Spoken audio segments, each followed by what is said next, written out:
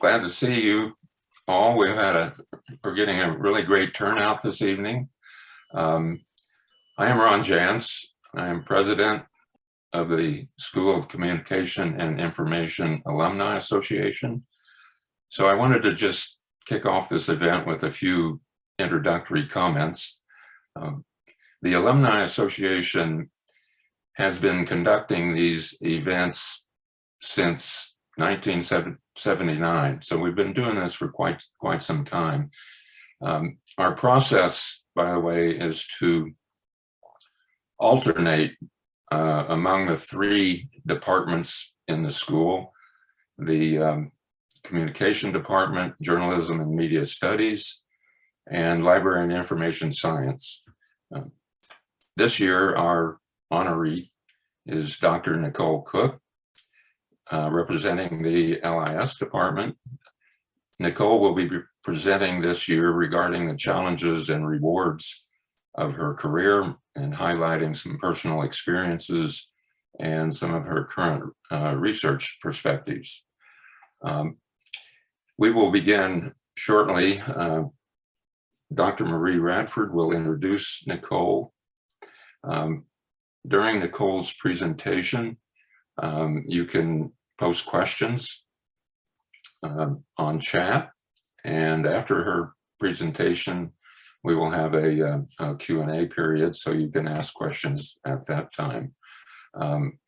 My colleague, Marty Cedar, will work through the chat questions and present them to Nicole.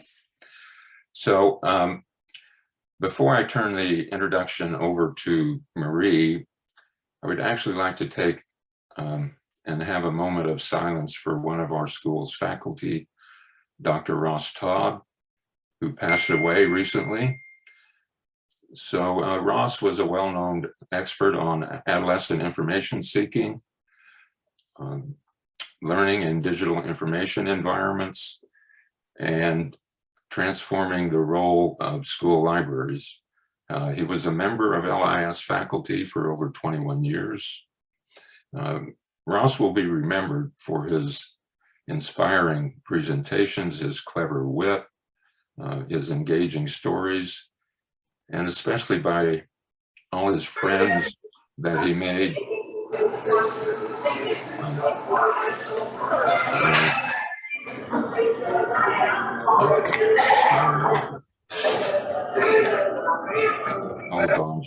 Okay. All his friends that he made throughout the world and across librarianship. We were all devastated by the loss of an esteemed colleague. And so now I'd like for everyone to just take a moment of silence in memory of Ross.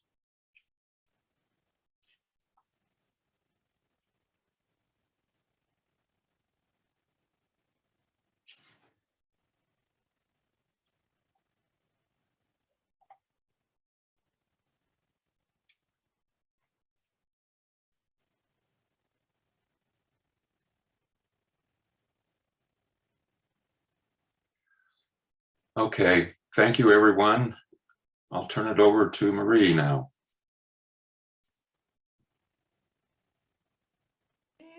Okay, thank you so much, Ron. And yeah, we are really just heartbroken over any of you students. I see a lot of students and former and current alumni and current students. If you ever had Ross as a professor, you know how immensely he touched all of us. And I will say that it's a special tribute with Nicole here. Ross was Nicole's dissertation advisor.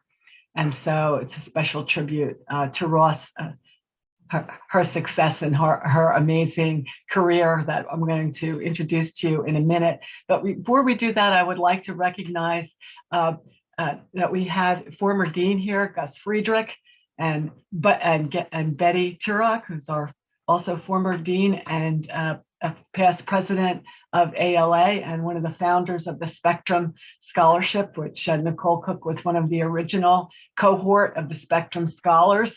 And so it's a really special tribute in the work of Betty and Gus as well. I also want to recognize that we have with us tonight Daphne Lemish. Daphne is our Associate Dean for teaching and programs, I guess. Today it was announced at our SCI faculty meeting that Daphne is our new interim dean. So Jonathan Potter will be stepping down as of July 1 and stepping into the communication faculty, and Daphne will be stepping in as our interim dean. And I'm really thrilled, Daphne, to see you here tonight. And so we have a really full program. So without further, I'll just introduce to you Nicole. So I met Nicole when she was a PhD student here. And as I said, I became really familiar with her work. Ross Todd, her advisor, invited me onto the committee, and I was really pleased to work with Nicole. Nicole got her PhD from SCI in 2012. Now, that's not her first degree at Rutgers. So Nicole also is an alumna of our Master of Library Service degree, which she got in 1999. But that's not her only other Rutgers degree. We were just talking about, as we were gathering tonight, that she also has a bachelor's degree in communication from then Skills, right, in 1997. So currently, Nicole is the Augusta Baker Endowed Chair and Associate Professor at the School of Library and Information Science at the University of South Carolina. She Before coming to the University of South Carolina, she was a tenured associate professor at the University of Illinois at Urbana-Champaign. And prior to that, she was a practicing librarian in New Jersey, including Montclair State University for 13 years. Dr. Cooke is professionally active in ALA, ACRL, the Association of Library and Information Science Educators, and several other professional library organizations. Nicole has been winning awards, so many awards that I can barely keep up. So I might forget some, but her most recent one, I think, is that she was the 2021 University of South Carolina Social Justice Award winner. She has also won the 2017 ALA Achievement in Library Diversity Research Award, presented by the Office for Diversity and Literacy Outreach Services, and the 2016 ALA Equality Award. She has also been honored at the University of Illinois YWCA's 2015 Leadership Award in recognition of her work in social justice and higher education, and she was selected as the university's 2016 Lorene Y. Cohen Make a Difference Award for teaching and mentoring in diversity. She was also the 2013 recipient of the Norman Horrocks Leadership Award given by Elise, and for many of you may remember, I mean, I don't know, I'm dating myself. Norman Horrocks was an adjunct professor on our faculty, and a really amazing mentor who we all really, it's one of the people that I high up in high regard in the library profession as a mentor, and a really kind person who guided all of us in our beginning years in the profession. She was also named a Library Journal mover and shaker. So, you know, Nicole just has this amazing ability to inspire other people who hear her. Our students, she came last year, Nicole, thank you so much. She came to speak to our Scarlet group. So the Scarlet group is our students who are interested in academic librarianship. And I'm the advisor, and they came to me, they said, we want Nicole Cooke. And I said, she is so busy. I said, I don't know. I said, go ahead, ask her. So the students reached out to Nicole, and Nicole said yes right away. And then Nicole said, I just want to have a conversation.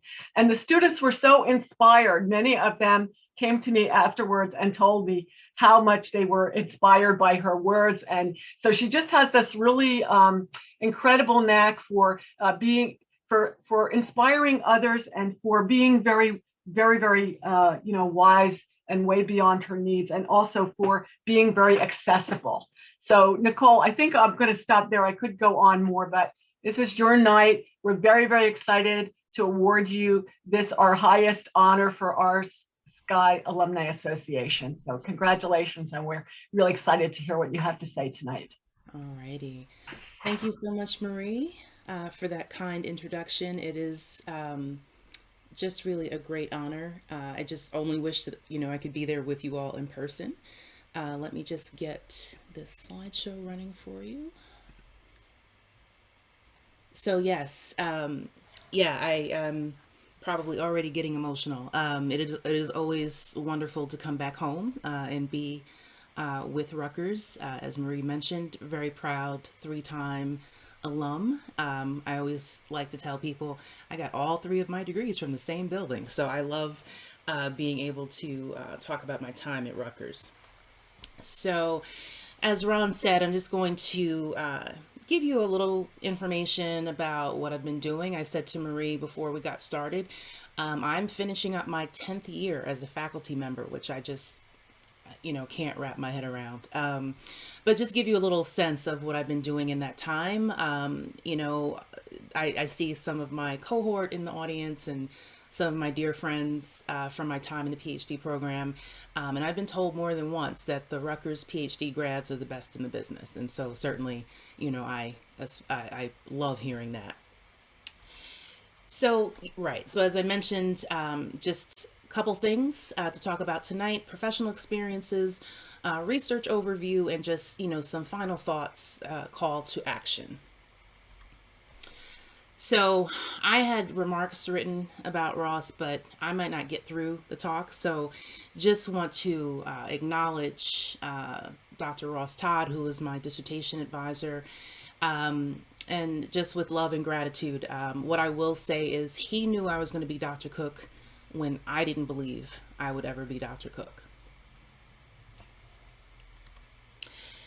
All right, so just a little bit about me. I don't want to, repeat everything that you heard, but I do want to just kind of step you through my journey. We were also, before we got started, talking about pictures and memories and how we keep track of things. And I said that I do indeed have hard copy photos that I had to get developed at the drugstore of my bachelor's degree, but I graduated before digital cameras. So I don't have a digital copy of that, but it does exist. So as was mentioned, I got my MLS, the Masters of Library Service, which I do, that is near and dear to my heart as well, in 1997. And as Marie mentioned, I worked in New Jersey libraries my entire career, which I'm also very proud of. I worked at Montclair Public, also worked at Montclair State. I worked for a short time at the University of Medicine and Dentistry, which I believe is now part of Rutgers and has a different name. And then in 2008, what a blessing it was to go back to Rutgers and enter the PhD program as a Spectrum Doctoral Fellow. That was an amazing experience. Met amazing people that I'm still in contact with regularly, and it really was a transformative experience in a lot of ways. And then I went to the University of Illinois as an assistant professor, and that's where I earned tenure. And went through that process. And I will say that, so that was my first full-time teaching gig, right? As a librarian, I did lots of library instruction, but it's very different to have a semester-long class. And, when I got to Illinois, I was able to create and revise some courses in diversity, equity, and social justice, and was very fortunate to be able to innovate in the curriculum in that way. And through that process, you can see I call them my shining stars, and I make them all wear matching t-shirts when we go out and present together.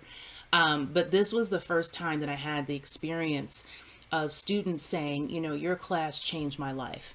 Your class changed the way I think of things and how I look at the world. And there just really is no other feeling, to know that you make a difference and to know that you can have that kind of impact on people. And so I left Illinois to become the Augusta Baker Endowed Chair at the University of South Carolina, where I am now. I'm finishing up my third year here. And I always say that this endowed chair position is the dream job that I never knew I wanted. So my chair, or excuse me, my position is named after Augusta Baker, who was a legendary Black librarian at New York Public in the 40s, 50s, and 60s. And she was doing amazing work in children's services, children's literature, and storytelling. And so just to have a position that is named after a Black woman is really special. So very grateful to be in the position that I am now and be able to really, I feel like I was able to step up my game, if you will. And now being able to have a national and international platform with some of the work that I'm doing as chair has really been amazing. And just really quickly, the bottom right, these are some of my current students. On the left-hand side is Randy Heath. He is my Augusta Baker Scholar and also a Spectrum Scholar. And on the right-hand side, that is Sierra Harris, and she is my doctoral student. And just, as a quick funny note, I didn't realize that Ross was ill, and so I didn't know that he had been in the hospital. And so I Facebooked him and said, Ross, you'll never believe that I have a doc student who is me. And now I understand why you always looked at me the way you did. And he would say, oh, Nicole, Sierra is at the top of her game. I don't even think she has scratched the surface. But just, to say that it was a full circle moment to be able to have just a really wonderful doc student. It just made me appreciate Ross and the program that much more. So to tell you a little bit about my work. So I, for many years, have had two parallel tracks in my research, and I'll tell you about that. One of them is equity, diversity, inclusion, social justice. And so when I went to Illinois, I was going there to teach public services. So I was teaching reference, instruction, things of that nature. And Urbana-Champaign is about 2.5 hours south of Chicago. So it is, I always said that, I was teaching in the cornfields because the campus is surrounded by agriculture. And so just to say that there were lots of students who had never seen a person of color in the front of the classroom. And they would tell me that. Right. And so for the most part, it wasn't an issue. It was just a point of fact. And they were, very glad to have the opportunity to, learn from someone with different perspectives and ideas, etc. But there were 2 or 3 students who gave me a really hard time and would not accept the fact that I was the authority. I was the one giving grades, and they weren't necessarily nice about it. So I say that to say that that was a significant turning point for me in my teaching and my research. And I decided that if these students were not willing and able to deal with me in the classroom, they were not going to be able to deal with the diverse populations and communities that come into our libraries. And I felt that it would be essentially malpractice on my part and on the program's part to not address this if we could. So that is how I got into, the more serious line of inquiry in terms of equity, diversity, social justice. And a lot of my work is internally focused. And by that, I mean, I look at how we are diversifying the profession, how we are retaining diverse personnel and workforce, and how we can get our aspiring librarians to be as empathetic and to be as compassionate and knowledgeable as they can. So when they go out into the various library types, they are willing, able, and happy to work with folks, that don't look like them, right? I don't want them to have the same experience, or their patrons to have the same experience that I did. So that has been a very fruitful area of work. I will note, and I'll talk a little bit more about it later, that it's been really interesting to see how this work has changed in the last 10 years. I've had many articles rejected. I've had to pull articles, and I'll tell you later, the things that they said. But I am very glad now that we are able to have bigger and better conversations in the profession and in the community about equity, diversity, inclusion, and social justice. My other main area of focus is really human information behavior. Thank you, Ross. And I had been looking at it, information behavior, particularly in an online context. So that was my bread and butter, if you will. And then after the 2016 election, I actually got a phone call from a reporter who said, how are libraries going to deal with fake news, right? Because at that point it was relatively new, and we were kind of at this crisis point. And I will be honest and say I didn't know what this reporter was saying, because I had not yet made the connection between fake news and information behavior. She actually knew that I was doing information literacy. And so in her mind, they were very compatible, and it turned out that she was right. So I do credit her for kind of launching this next phase of my research. So in the last year or so, I've really been working to fuse those two areas. So certainly I do work in both areas. But now looking at racism, stereotypes, inequity, and all of those things as forms of information, and in particular forms of malinformation. So just very quickly, we have misinformation, we have disinformation, and we have malinformation. Misinformation is just false information. Disinformation is false information that is purposely created. And malinformation is also information that is purposely created and is designed to harm, right? And so this is kind of the area that I'm working at now, race and disinformation, race and malinformation. I'll actually be going to Harvard at the end of the month to participate in a race and disinformation conference. Very excited about that. So that's where I am now. And then finally, this is my love, this archival work that I stumbled into when I was at Illinois. These are some Black students that were in the library program in the early 1970s. And, it was just a brief mention in this picture was in a newsletter, and I couldn't get over this picture. And I said, who are these people? I need to know, who they are and what their stories are. And the gentleman that's seated in the far left, that is Sam Morrison. And he went on, I should say, to be the director of the Broward County Library System in Florida. And as luck would have it, I had an opportunity to present at his library last week and was able to meet him in person.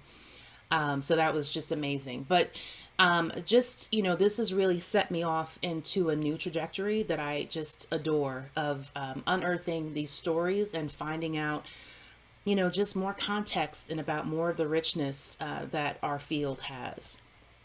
And speaking of which, this is a project I've been working on for about 2 years now. And at the end of this month, there will be a special double issue of the journal entitled Libraries, Culture, History, and Society, Library History Journal. This is the first time they've ever had a guest editor, which would be me. And I put out a call for these articles, and I received upwards of 70 submissions. And because we had such a great response and we had so many great stories, they turned it into a double issue, which was also a first for them. And so, because we had such a great response, we'll be able to have an edited collection, and we'll be able to do some more things to highlight Black librarianship. So very excited to be able to have this issue come to the public and come to the profession at the end of this month. So that's where I'm at now in terms of my current work. I'm working with some more archival stories, and also still doing my information behavior and my diversity work, and seeing how they can come together as well. So last 10 years, career as a faculty member, there's been so much good stuff. I've been able to also write a book on cultural competence and information services to diverse populations. That is the first diversity textbook that was produced in the field and still being used by lots of graduate programs. So very grateful for that. Had an unfortunate experience with bullying and trolling that I'll tell you a little bit more about. And I'm sure that, Betty and Marie and Ross would not be surprised to hear that I, my type A personality, instead of, cowering in the face of a difficult experience, I turned it into 2 academic conferences. So very grateful as well for those opportunities. More good stuff. Wrote a book on fake news and alternative facts.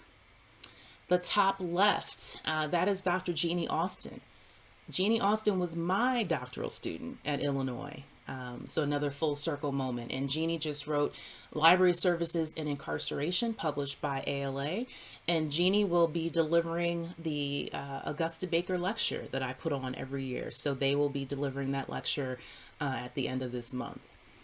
And just this year, I'm a partner with the American Library Association to bring back the Spectrum Doctoral Fellowship. So we are literally, as I am speaking to you tonight, we're putting together press releases and going to start making announcements to have 7 new doctoral fellows begin their doctoral studies at 5 partner institutions in the fall of 2022. So love these full circle moments, and just really, love being able to give back to programs and to people and to experiences that really, have made me who I am today. So Ron mentioned, successes and challenges. It's been a hard road, y'all. And I by that, I mean being a Black woman in LIS and in academia. So I mentioned just a moment ago being targeted in 2017, the summer of 2017, I was targeted by some alt-right hate groups. My picture and my contact information were plastered on these hate blogs, and I was doxxed, and it was a really painful and difficult experience, and that's where those 2 conferences ultimately emerged from. And I will tell you, it was another defining moment for me. I almost considered dropping all of my work in diversity, equity, and inclusion. And, it took some real soul searching to kind of get past that. So that was certainly an episode. On the left-hand side, these are some of who I call my sister scholars. And they have been a great support to me. They have been wonderful collaborators. Now, the reason I mention, or I have this particular picture up, if you'll notice our t-shirts, on the front, there's a hashtag that says information. And on the back, it says Black Lives Matter in LIS.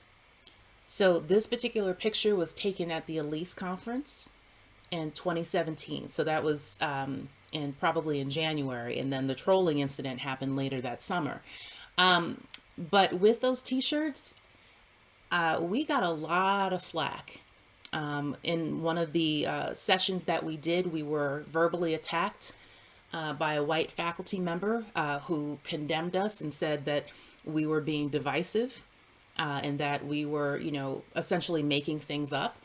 And now I will say that post George Floyd, I put the shirt back up. It's just, on a regular t-shirt site that folks can purchase. We made $5,000 inside of a month because now, to say Black Lives Matter was the thing to do, when just a few short years before, I had been castigated, and we had been castigated by our own colleagues. All right, so just, giving you another sense of what,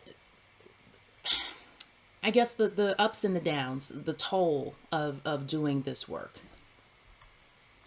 So with that said, just to give you some final thoughts and a call to action.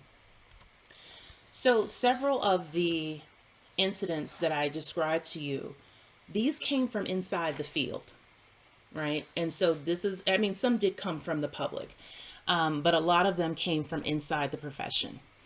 And so this is actually an analogy that I use when I am talking about decolonization work, when I'm talking about critical self-reflection, when I talk to my students about how they should be prepared to have a critical information practice when they go into their various positions.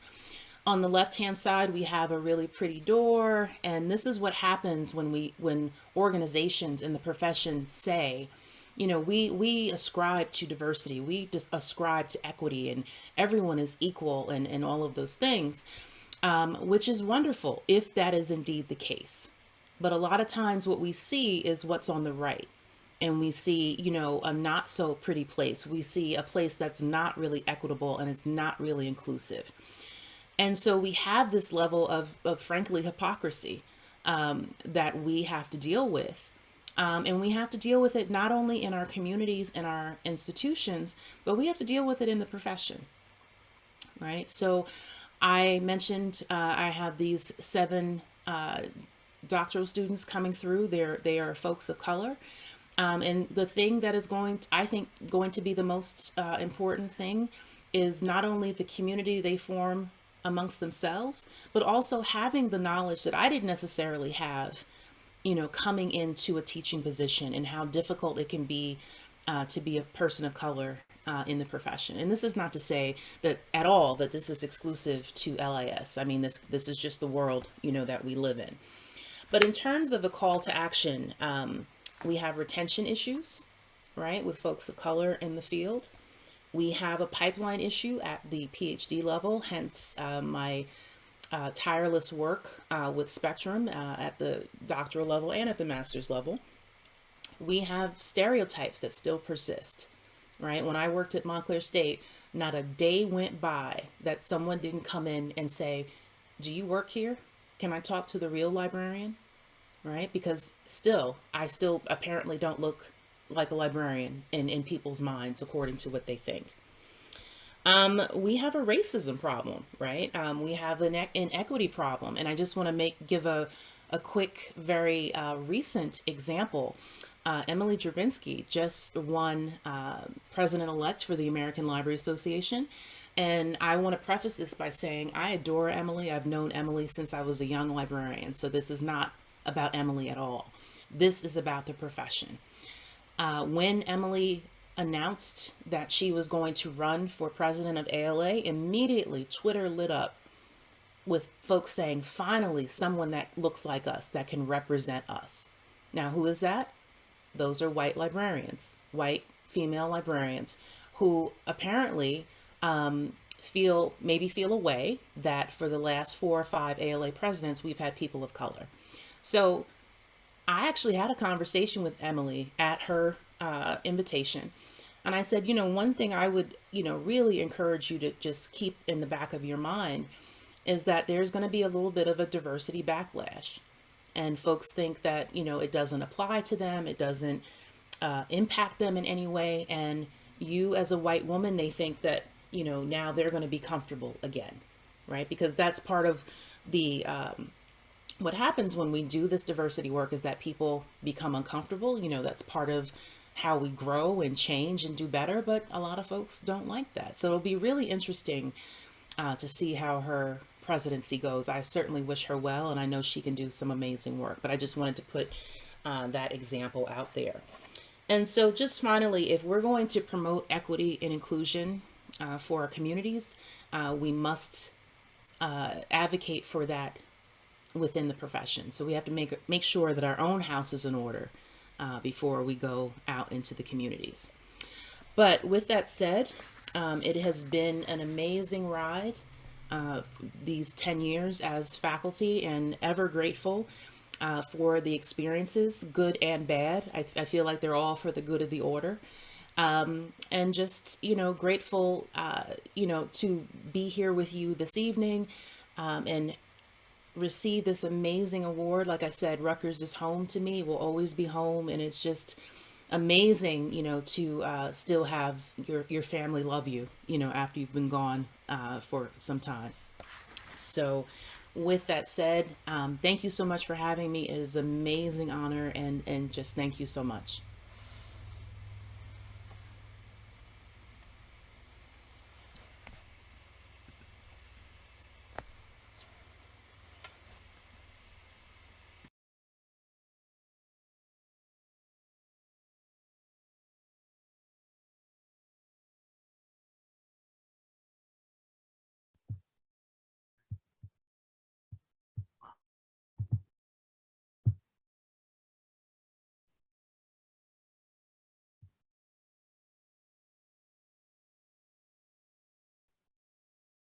All right, so I guess at this point, if anyone has questions that they'd like to ask, we could put them in the chat.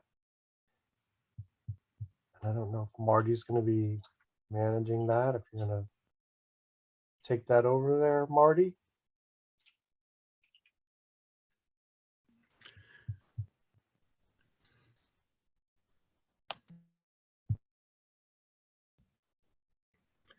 Mike, I have one. Dr. Cook, how did your time at Rutgers influence your life and also your career? You know, I don't know that it's an exaggeration to say that, you know, Rutgers gave me my career, not only as a practicing librarian, but as a faculty member. Aside from, you know, just really a world-class education, just so many great experiences. One of the things, now that I'm done with the talk, maybe I can talk a little bit more about Ross. Ross introduced me to several key conferences and academic intellectual communities. My first trip overseas was with Ross to Spain. And so just to have that foundation, I knew so many senior faculty members before I got my first job. And it was just, you know, it was really a blessing. But just, you know, to have that pedigree, to have that just really a supportive community at home, right? I can call Marie, I could call Ross, you know, anytime I needed something. And, you know, and I see Nancy is on the line. I can, you know, do the same with Nancy. I've traveled to Russia with Nancy. You know, just to have that backup. And I always joke, you know, when Ross and Marie called, you know, it just really didn't matter what they wanted. I was going to do it. But just to, you know, have that backing and that support and really that rock solid foundation. So, you know, I see Dr. Knox is on the line, and, you know, we've done a lot of work together and spent a lot of time together.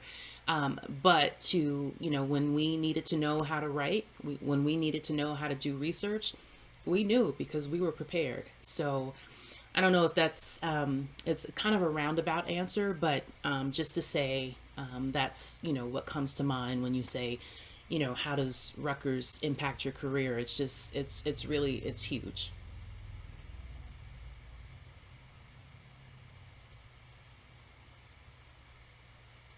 What are some of the fun things you did at Rutgers Which that you time? could talk about? Yeah, well, yeah. I will say, because I think this is my Stacy Peterson that's in the audience here. When I was a master's student, I was heavily involved with the Black Graduate Student Association. And that was really just, yeah, that's Stacy. That was a lifeline for me. I had an amazing time. And these were Black graduate students from around the university, and had a lot of fun with them. Shout out to my PhD cohort. There were 18 of us. And just like I said, you know, I can call anyone at Rutgers. Most of that cohort, I can text them right now, and, you know, complain or ask for a favor, or, you know, we travel to meet each other. I see Dr. Beckett in the audience. Dr. Beckett was maybe a year or two ahead of me. Also another person I may not have gotten through the program if not for Dr. Beckett. So yeah, just, you know, we traveled together. Edith and I, Dr. Beckett, I should say, traveled to Croatia to meet Ross and Marie at the LIDA conference. So you know, this is my, when I say this is my family, I'm not exaggerating. So this is, lots of fun things, lots of travel, lots of good conversations, and really, you know, just, being able to exchange ideas, right? Like, so when we are doing this work, we're doing this work together, and we're doing it, to change the field. So, lots of fun stuff.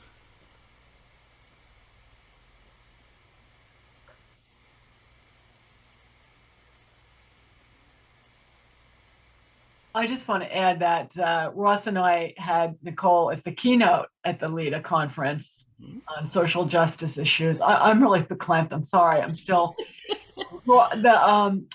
Nicole, what you're saying is just so really amazingly touching to me, but just missing Ross, Yes. our dear colleague, and the one who brought a lot of fun to our lives, lots of fun to our lives. Yeah. Marie, I was going to say in the beginning, I can say it now. He told people, it was interesting. It was also, it could be challenging to have an advisor who was this international world traveler, in addition to, amazing scholar who was always, at a conference. And, Ross would go to Paris on the weekend just because he wanted to go to his favorite cafe.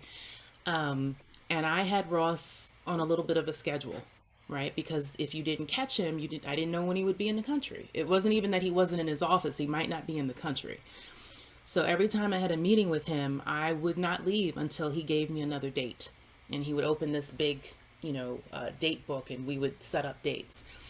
And years later at a conference, he told someone, oh yes, Nicole had me on a schedule. Nicole managed me. And I said, Ross, that's not nice. It's not fair. I didn't do that. And he was right. I did do it. But I had to keep Ross, close. So yeah. And I'm just checking the chat here. Thank you. Someone is saying that, because of the information services to diverse populations, a lot of people have had that book in their library education, which I'm very grateful for, and saying that they had to view one of my lectures.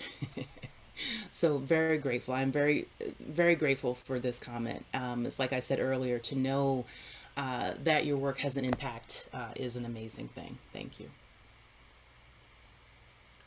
May There's a I ask question a question that- without putting it in the chat? Yep. What would you say? You talked early about the fact that recruitment and retention are enormously important to make the field look more like the country. Mm-hmm. If you were talking about recruitment now, there seems to be a number of initiatives going forward in that direction. Mm-hmm. What do you think might be the best way to recruit, or a way to increase recruiting? But also, can you zero in more from your perspective on what we can do to retain? Mm-hmm. And I know you have already talked about the fact that people are being prepared more than they were previously. Mm-hmm. But besides that preparation, what would you do in the field? How would you, what would be the go-to things you would put on the agenda? Yeah, so I actually don't think recruitment is the issue. To Betty's point, we have the Spectrum Initiative, we have the Mosaic Initiative coming out of the Association of Research Libraries. There are any numbers, and God bless IMLS for putting thousands of us through library school in one way or another.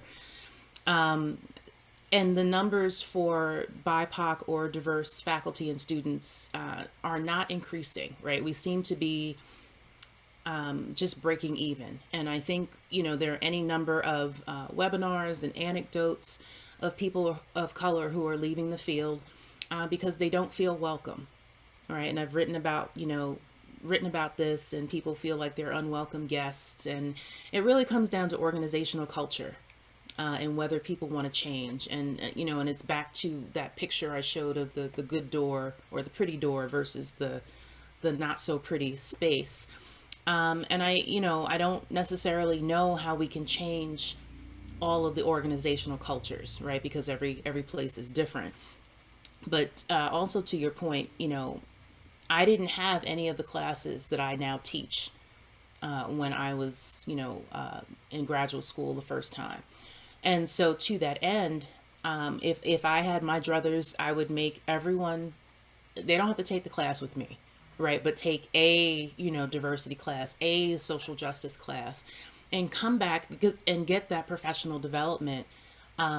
Because we are, as you say, we are in emerging majority population. We're in a very pluralistic society, and it's not what a lot of people are used to. And I think we have to have more leadership training. We have to have more interdisciplinary work because that's what we are in libraries. We are a microcosm of society at large. So, I think we have to, broaden our net a little bit, and we have to start holding people accountable to make these changes. It can't just be a couple people doing this work. So Nicole, this is Ron. I was just wondering if you could comment on your experiences at having been at the University of Illinois and at South Carolina. Mhm. Is there a different focus in the programs, and just your views on really having the opportunity to be in two major universities? Yeah. They are very different places, I have to say. So, Illinois is a very large faculty. It has a very large focus on information science. And this is, certainly not to disparage. It's just very different, right? Yeah. But I will say, and I can say this because I have said this to them directly. It was a very, very difficult place to be a Black woman. So I'll leave it at that.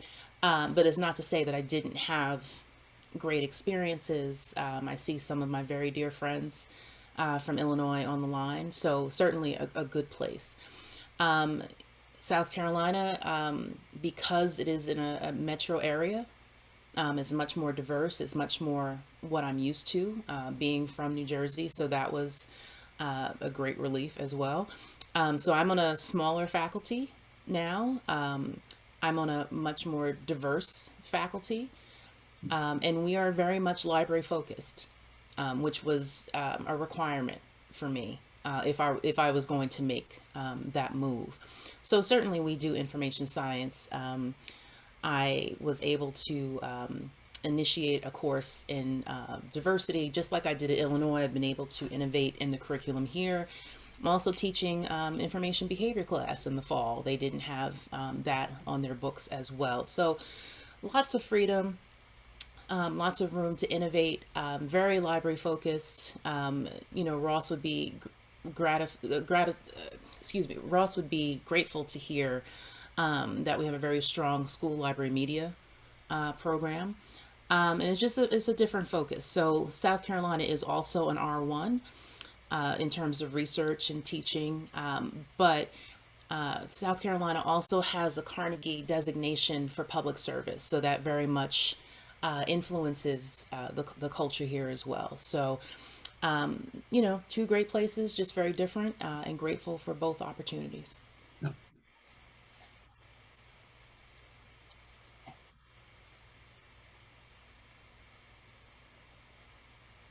I just had one other question.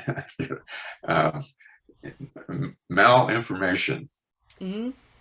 Is that a term that's now entered our vocabulary? No. I hadn't actually heard of it until you Yeah. talked. Yeah, no, it's not. So misinformation, disinformation, and malinformation, they come together to form information disorder. And so now, with everything going on in the world, we're hearing disinformation much more in the vernacular, but we're not hearing malinformation. I think that will come, but no, it's not a common word at the moment. Yeah. Okay. So are there any more questions on chat? Yeah, there's one from James. Okay. Dr. Cooke, so much of your work on fake news and inequity, diversity, and inclusion is essential to the work of everyday librarians. How do we bridge the gap between work like yours in academia and the day-to-day work of active duty librarians? Good question. I love active duty librarians. I have to use yes, that has been my goal as a faculty member. And I will just tell you very quickly that when I was in Illinois, I used to get a little bit of flack from my deans because of where I published. And there's a couple reasons for that. Like I mentioned earlier in the talk, a lot of venues did not want my work. They said that my work was divisive. They said that my work was inflammatory, that it was made up. that it was not rigorous, right? You name it, they've said it. And I've had people say that about my entire body of work. Like I've lost jobs over that, and had to pull publications, etc. So that was one thing. So I wound up publishing in more practitioner oriented journals because they were more receptive. But also I would tell my deans, like, those are my people, right? I'm a librarian. I'm always going to be a librarian. And that was part of the rationale, was to bridge that bridge between theory and practice, right? Because I've been out of I haven't been an active duty librarian in over 10 years, right? So I don't know, the current database or some of those things, right? So I just had lunch with some of the public librarians in my town today, right? We have a very good relationship. We collaborate. One of the highlights of my career was coming back to NJLA to give a talk, give a keynote, and just, keeping those lines of communication open, because I feel like my work informs the field, but I also very much need folks that are on the front lines to tell me what they need, to tell me what they want, and tell me how they can work together. So that is very much my lens. To that end, I have, I'm counting in my head, I have three lecture series that I have at the University of South Carolina, where my guest speakers,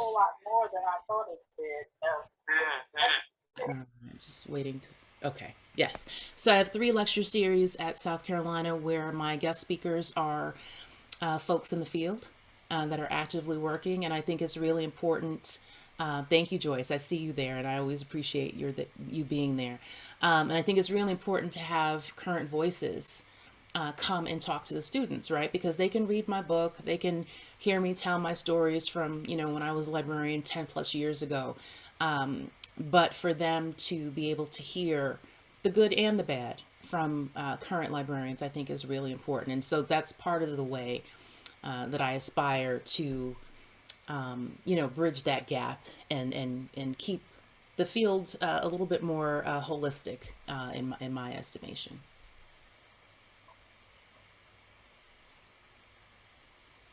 Okay, just wondering if there are any more questions.